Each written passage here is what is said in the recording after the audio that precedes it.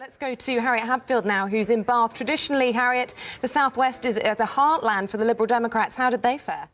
In Bath, by way of example, the candidate for the Liberal Democrats here is the odds-on bookies' favourite to win in the next general election. But to put that into context, in these European polls, they actually came fifth, behind the Green Party, UKIP and Conservatives and Labour, and one very high-profile member of the Liberal Democrat Party, Sir Graham Watson. He'd been an MEP since 1994, lost his seat. Nick Clegg then under a lot of pressure today, and I think some people in the Lib Dem Party think that without him, they might have a better chance in next year's general election.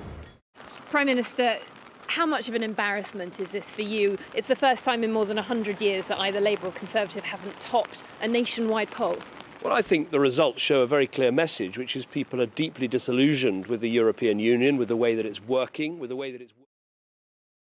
Members of the Al-Hili family and a passing cyclist were shot dead in September 2012. Sky's Harriet Hadfield reports now from France. It was found at the home of this man, Eric de Voisseau, a father of three described by the prosecutor as a violent man.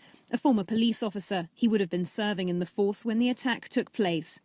He was arrested after detectives were alerted of his resemblance to an e-fit issued to the public a few months ago. The news now of arrests here in France have been of interest to Saad al-Hili's brother Zain, who has himself been a suspect in the past. Well, of course, I mean, anything is better than nothing. We'll see what happens. We can't raise our hopes. The suspects have been taken here to Chambéry police station for questioning, just 30 miles away from Lake Annecy and the scene of the crime.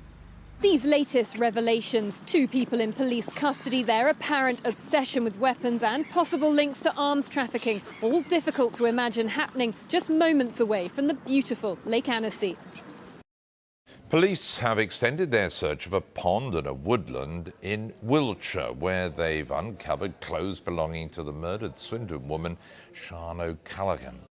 Specialist search officers drafted in by Wiltshire police from across the region have combed every inch of the wooded area and uncovered a portfolio of shocking evidence. Divers first found this lady's boot at the bottom of the pond over a week ago. The next day, the pair was completed and officers confirmed they belonged to Sian O'Callaghan, who was stabbed to death 3 years ago. Part of the police investigation has involved draining the water completely to allow specialist police officers, including the dive team, to carry out what's described as a fingertip search of the silt that lines the bottom of the pond.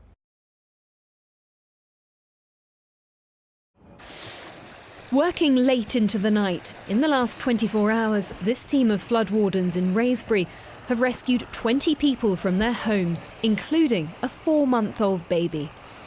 The volunteers have heard the military's been drafted in just 3 miles down the road in Datchet. They've waited here for help, but it still hasn't come. It makes us feel sick. What about Wraysbury and the people in Wraysbury? We're flooding worse than Datchet, and yet they've got the army there protecting whatever they're protecting. We've only got 8 guys here protecting 400 houses in Wraysbury along the reaches. We need help in Wraysbury. And why aren't they here? You tell me. I think the family, we heard from the brother there, they will be so relieved to see these pictures showing the aeroplane taking off from Bristol Airport. That confirmation now from South African authorities via the Metropolitan Police that private jet, a Gulfstream jet carrying Sri and Devani, took off just after 8 o'clock this evening from Bristol Airport, headed for Cape Town. Camped out at Heathrow Airport, the Terminal 5 Departures Lounge is not the most comfortable place to spend the night. But after hundreds of flights were cancelled or delayed yesterday, some had no choice. As airline staff give out free food, people left waiting have been given hotel vouchers by British Airways, but some have struggled to find a room or even a way of getting there. The point is that they will refund the money you spend, but if you don't have money or, I don't know, just a few, you cannot go to a hotel. Dramatic scenes really as the plane taxied down the runway here and was met by this red emergency staircase and 20 Swiss police.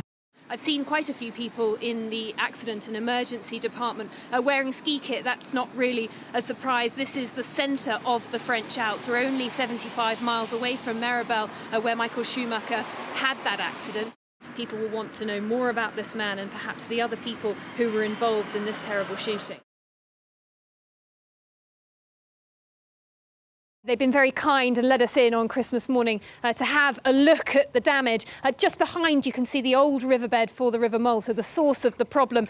On the shed here, the dark line shows you just how far up the water came, and the family say that it happened so quickly. We have a fearless reporter out there, Milford-on-Sea in Hampshire. Harriet Hadfield is there for us. Morning, Harriet. In some ways, it really does seem as if the weather is turning it on every single time we come to broadcast to you.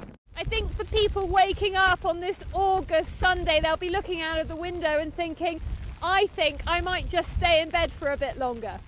It's a shame you didn't get to do the same thing. Harriet, thank you very much indeed.